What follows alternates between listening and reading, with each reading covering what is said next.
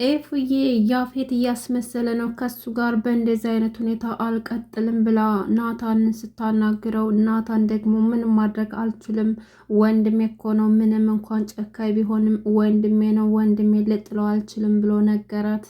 ኤፍራታ በሰማችው ነገር ማመን አቃታት፣ ልቧ ተሰበረ። ቤቱን ለቃ ወጣችና ከቃል ጋር ተገናኘች። ቃል እያሳቃትም ፈታ እያረጋት ነበረ። ሰላም ሰላም፣ ውድና የተከበራችሁ ቤተሰቦቼ እንኳን በሰላም መጣችሁ። ለቤት አዲስ ከሆናችሁ ሰብስክራይብ ማድረጋችሁን አትርሱ እያልኩኝ እንግዲህ ዛሬ ሐረግ ድራማ ክፍል 50 ይዤ መጥቻለሁኝ። በዛሬው ክፍል ኤፍራታ ባየችው ነገር በሰማችው ነገር እጅግ ናዝናለች። ያፌት እንግዲህ እስካሁን ድረስ የት እንዳለ አይታወቅም። ድምጡ ጠፍቷል ማለት ነው። የእውነት ናታንን ወንድሜ ብሎ ቀርቦት ነው ወይስ ደግሞ ከጀርባው ሴራ እየጠነሰሰ ነው? ይሄ ሁላችንም ጭንቀት ነው ማለት ነው። ናታን እንግዲህ ቢንያም በህይወት እንዳለ ሰማ። የሰማውን ማመን አቅቶታል። ቢንያም ከሎሊት ጋር አብሮ እየሰራ እንደሆነ ሲሰማ በጣም ደነገጠ። ይህ ሁሉ ችግር የተፈጠረብኝ ምናልባትም በቢንያም ምክንያት ሊሆን ይችላል እያለም ከሴትዮዋ ጋር አብሮ እየሰራ ያለው እሱ ነው። ምናልባትም የልጅ የመሞት ምክንያት እሱ ሊሆን ይችላል። እናም ያፌትንም ያስገደለችው እሷ ናት እያለም ለአቤል ነገረው።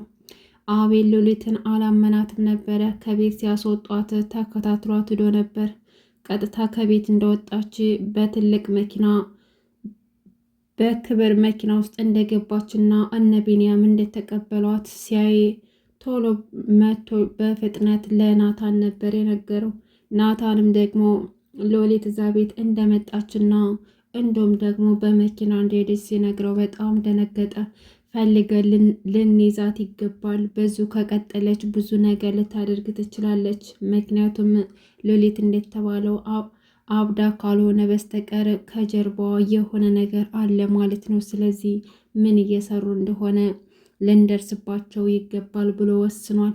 አሁን ላይ ሎሊት ጭራሽ ማን አለብኝ ብላ ወደ ቤት ሻንጣዋን ሰብስባ ይዛ መታለች ማለት ነው። ሻንጣዋን ይዛ ዳግምን ገፍትራው ገብታለች ቤት ውስጥ። ከዛስ በኋላ ምን ይፈጠራል የሚለውን አብረን የምናይ ይሆናል። ከዚህ ቤት ከመምጣት ማንም ሳያግደኝም ቤት እኮ ነው 15% የራሴ ነው፣ ማንም ሰው ከዚህ ቤት ሊያስቀረኝ አይችልም ብላ ሎሊት ተናግራለች። ከዛስ በኋላ ከመጣኝ ምንድን ነው የሚሆነው? ቃል ደግሞ እህቱን ከጓደኛዋ ጋር እንዳትገናኝ ስላገዳት ጓደኛዋ ደግሞ ውጭ ላይ ስትሄድ ተከታትላ ታገኛታለች።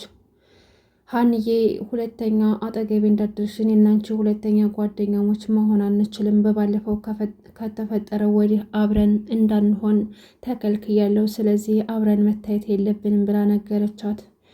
ያችም ደግሞ ያኔት የምትባሏ በጣም ክፉና ጨካኝ አረመኔ ሰው ናት። ለጓደኛዋ ጭራሽ ምንም አትራራምና ለሰዎቹ ነገረቻቸው ደውላ፣ አሁን እየመጣች ነው፣ በቃ ጠብቃችሁ ያዟት ብላ ትእዛዝ ሰጠች። በድጋሜ ልታሳግታት ትፈልጋለች። ከዛም በኋላ እነ ያኔት ቤት ማለትም ከቃል ቤት ገብቶ የሆነ ሰው ፋይሎች ሰብስቦ ወሰደ። ማን እንደሆነ አይታወቅም። ቃል ደግሞ ኤፍራታን እየተከታተላት ነበረ። ኤፍራታ በናታን ተናዳ ከቤት ውስጥ ስወጣ በአጋጣሚ የተገናኙ አስመስሎ መንገድ ላይ አግኝቷት ነበርና ከአጠገቤ ራቅ፣ እየተከታተልከኝ ነው እንዴ ብላ ኤፉዬ ስትነግረው እሱ ደግሞ በአጋጣሚ እንደተገናኙና አብረው ጥሩ ጊዜ ማሳለፍ እንደሚችሉና ሀዘኗን ሊያስረሳት እንደሚችል ነገራት። ያው አልፈልግም ብላ ብትግደረደርም እሱ ግን እሺ ሊላት አልቻለም ነበረ። አብሮ ቁጭ ብሎ ሲያስቃት ነበር፣ ሲያጫውታት ነበር። ምን አለ ቃል ልጅሽ በህይወት አለ ብሎ በነገራት። ኤፉዬ በጣም እየተጎዳች ትገኛለች። አሁን ላይ ያፌትና ናታን ቢታረቁም ግን ያፌት ብዙ ስለጎዳት ብዙ ነገር ስላደረጋቸው እንዲሁም የአባቷም ገዳይ ስለሆነ ልጅን የሚያሳጣኝ እሱ ነው ብላ ስለምታስብ በጣም ፈርታለች። አላመነችውም። የሆነ ነገር ይፈጠራል ብላ ፈርታለች። ናታን ደግሞ ያንን ነገር ሁሉ ረስቶ አሁን ወደ ወንድሙ ሆኗል። ግን ከጀርባ ደግሞ ከሷ በድብቅ የሚሰራው ስራ አለ። ምናልባችም ይጎዳችኋል ወይስ ደግሞ የሚጠቅም ነገርም ቢሆን አይታወቅም። ነገር ግን ለኤፉዬ ምንም እየነገራት አይደለም፣ በድብቅ እየሰራ ይገኛል። ያ ነገር ደግሞ እሷን ሊጎዳት ይችላል።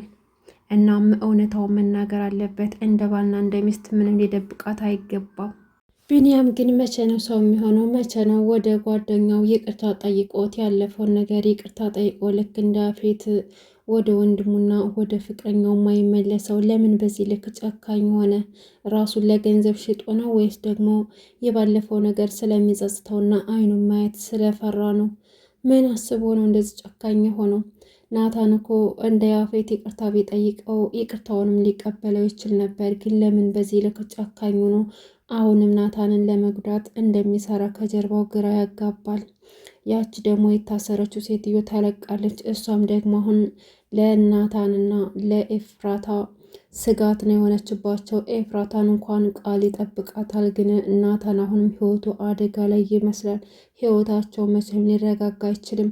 አሁን ደግሞ ጭራሽ ይባስ ብላ ሉሊትም ማን አለብኝ ማን ይናገረኛል ቤቴ ነው ብላ ሻንጣዋንም ይዛ ወደ እነሱ ጋር ሰብስባ ገብታለች ማለት ነው። ከዛስ በኋላ ናታን ሲያያት ምን የሚፈጠር ይመስላችኋል? እንደገና ደግሞ ሌላ ግርግር። በዛ በኩል ደግሞ እዛ እነ ቢንያም አሉ። በዚህ ደግሞ ገና የያፌት ነገር ግልጽ አልሆነም። አቤልስ ምንድን ነው የሚያደርገው የሚለውን እንግዲህ ወደፊት የምናይ ይሆናል። ለዛሬው ሐረግ ድራማ ይሄን ይመስል ነበር። ውድ ቤተሰቦች ቻናሉን ሰብስክራይብ አድርጎ እስኪ አይከፈልበትም ማለት ነው። ሰብስክራይብ ያደረጋችሁ አበረታቱኝ። አመሰግናለሁ።